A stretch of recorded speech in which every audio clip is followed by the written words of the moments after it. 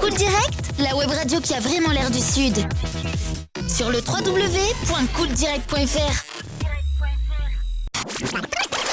Radio Cool Direct en Occitanie et Nouvelle-Aquitaine.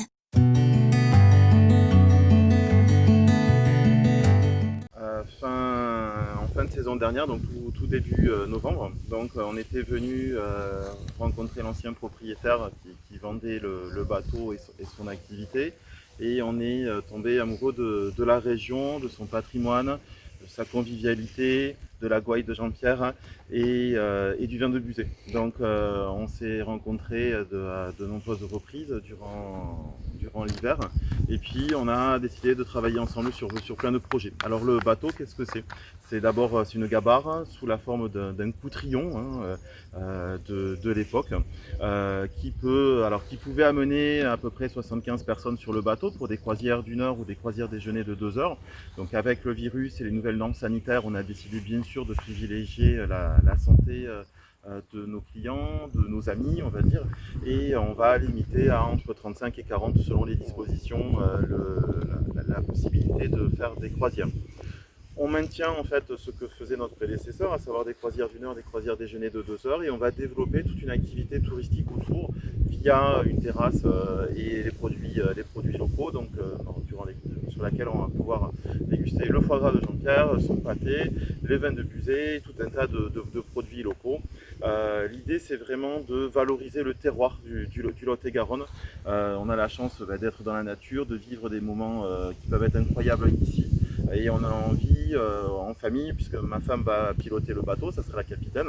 Et puis on a 3 enfants qui vont être partie prenante quand même un peu de l'aventure. Ouais. Et l'idée, ça va vraiment être de privilégier le contact humain. Moi, je suis quelqu'un qui croit beaucoup au contact humain. J'ai la chance de vivre dans le tourisme depuis 25 ans. J'étais enseignant, j'ai une agence de voyage aussi.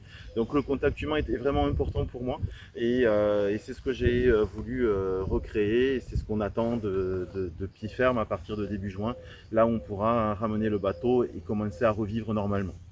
On n'est pas sur du tourisme que j'appelle où le touriste fait la crêpe sur le sable.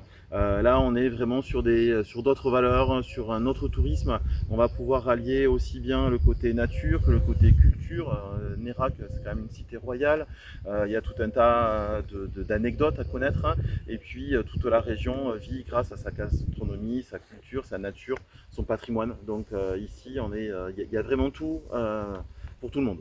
Voilà. Alors, on a la chance d'avoir plusieurs activités possibles. On a donc la grosse gabarre et aussi on a des petits bateaux. Donc les petits bateaux seront à disposition à compter de la semaine prochaine. Et là, la gabarre, on doit attendre encore une dizaine de jours pour pouvoir la mener. Voilà, on va dire que mi-juin, tout aura repris comme il faut. On imagine que la saison d'été dépendra forcément des différentes annonces et des possibilités, mais on a bon espoir que dans tous les cas, les groupes qu'on n'a pas pu accueillir pendant le printemps viennent au mois de septembre et au mois d'octobre pour pouvoir découvrir tout ce patrimoine. Voilà, une saison qui, au lieu de faire 7 mois, en fera 4, mais avec je pense plus de vraies valeurs et plus de personnes qui vont vraiment apprécier ce qu'ils auront autour.